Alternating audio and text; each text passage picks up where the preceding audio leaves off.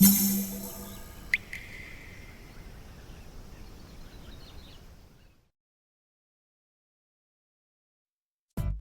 うも、底辺アクアリスト黄昏です。皆さん、ADA というブランドはご存知でしょうか？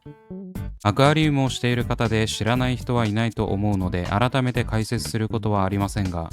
この界隈では名の知れた高級ブランドです。価格が高いということで敬遠している方や、そんな高いの必要ないという方も多いですが、自分はなんだかんだアクアリウム界のパイオニア的な存在だと思っています。ただ最近価格が高くなり、手放しでおすすめはできない状態にはなっているんですが、それでも唯一無二の商品があることも事実です。そんな ADA の製品、自分が以前動画にしたように、ほとんどの商品が軒並み価格上昇しており、なかなか手出しができなくなったということで、値上がりする前に滑り込みでいろいろ購入してきました。というわけで今回は、そんな ADA 製品の中でも、悪名が轟いているとある製品を爆買いしたので、実際どうなのか検証しつつレビューをしていきます。これを見ればこの製品に対するイメージも変わると思うので、ぜひ最後まで見てやってください。まず、皆さんの中で好きな ADA 製品はありますか？ ADA の製品は革新的なものが多く、個人的に好きなものは壁面の苔を簡単に削ぎ落としてくれるプロレイザーなどがあります。他のメーカーにはない商品だからこそ、ADA といえばこの商品というものが出てくるんだと思います。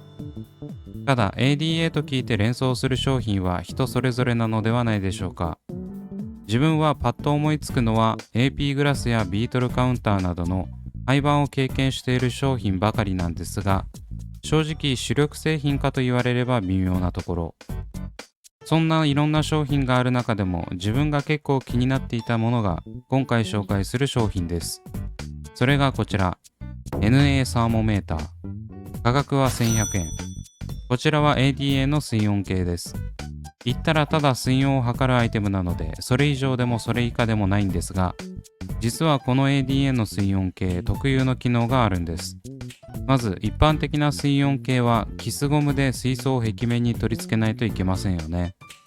アクアリストならこのキスゴムが弱って水温計が低床に横たわる光景を一度は見たことがあるのではないでしょうか。しかしこの NA サーモメーターはそんなキスゴムの吸着力低下を心配する必要はありません。この水温計は吸盤で取り付けるのではなく、形がフック状になっているため、水槽の縁に引っ掛けるだけでいいんです。これ結構画期的で、見た目がいいだけにとどまらず、メンテナンスもしやすくなります。通常キスゴムの水温計だと、壁面掃除の時にそこを避けて苔取りをしないといけないんですが、これはフックで簡単にスライドさせることができるので、プロレイザーなどのスクレーパーを使っていても全く邪魔になりません。一番いいのはやはり水槽内に落ちることがないところでしょうか。水温計の癖して1000円超えかよと思われるかもしれませんが、かっこいいし実用的だしでおすすめです。ADA の製品では安い方ですし、自分は以前までテトラのデジタル水温計を水槽台にマグネットで取り付けて使用していたんですが、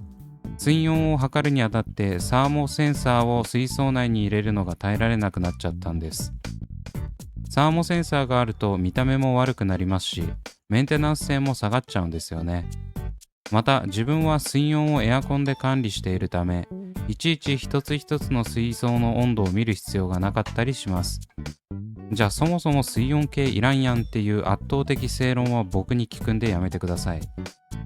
今まではデジタルの方が見やすいというのもあり、そちらを採用していたんですが、メンテと見た目を重視し始めたので買い替えを決意。中古の ADA 水槽を買った時についていたものもあったので、それに統一しようと全水槽分買ってきました。その数14個。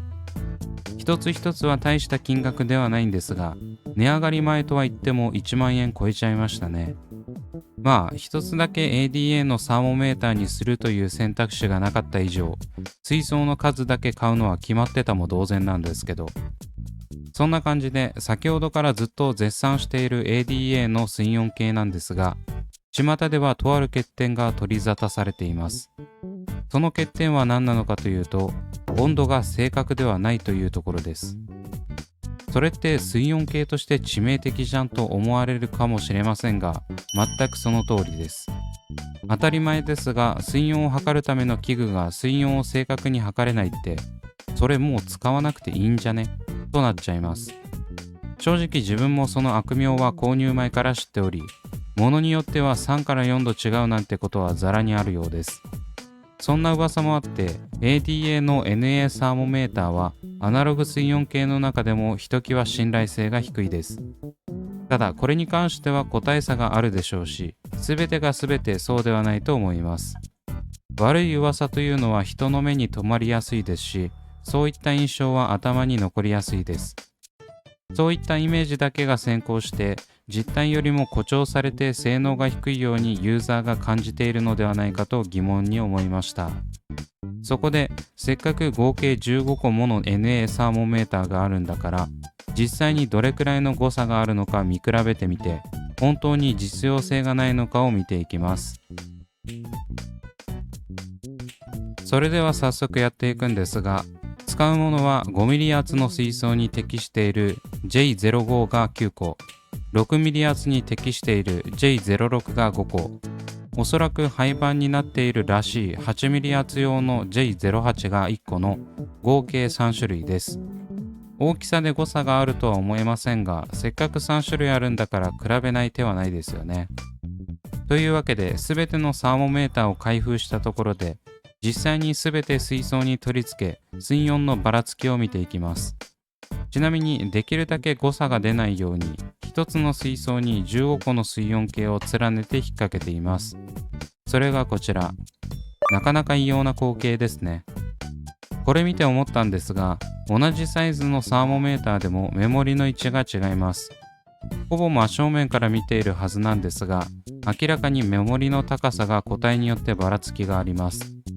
これはおそらく中身の灯油がどの高さになるかを見てから、そっちにメモリの高さを合わせているのではないでしょうか。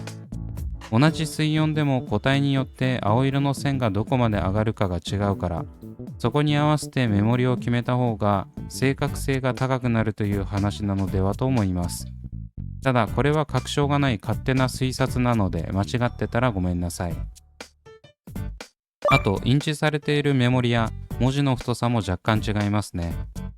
これに関しては意図的にそうしているわけではないと思うんですが、それだけ一つ一つ個体差があるということです。そして肝心の水温なんですが、見た感じがっつり狂っているものはなさそうです。J08 は24度、J06 は25度が1個、24度が4個、J05 は24度が1個、25度が8個となっています。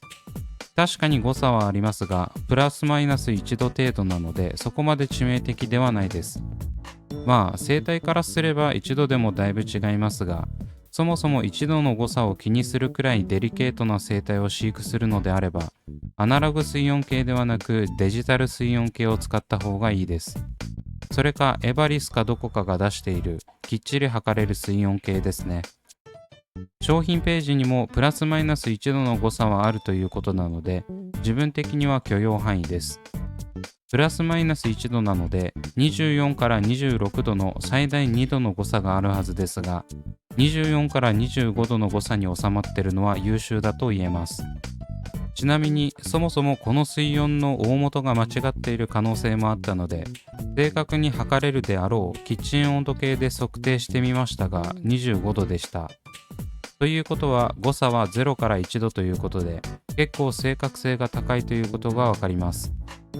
これで本当は22度だったとかだと問題ですが、デジタルのキッチン温度計と比べても差異がないので、ある程度信頼できるのではないでしょうか。というわけで結論。NA サーモメーターは言われるほどひどくない。巷ではサーモメーター同士の差がめちゃくちゃあってダメじゃんみたいに言われがちですが、15個保有している自分が実際に調べた結果は誤差最大マイナス1度。正直先ほどもお話しした通り、個体差があるのは事実なので、これ以上にひどくずれているものもあるかもしれません。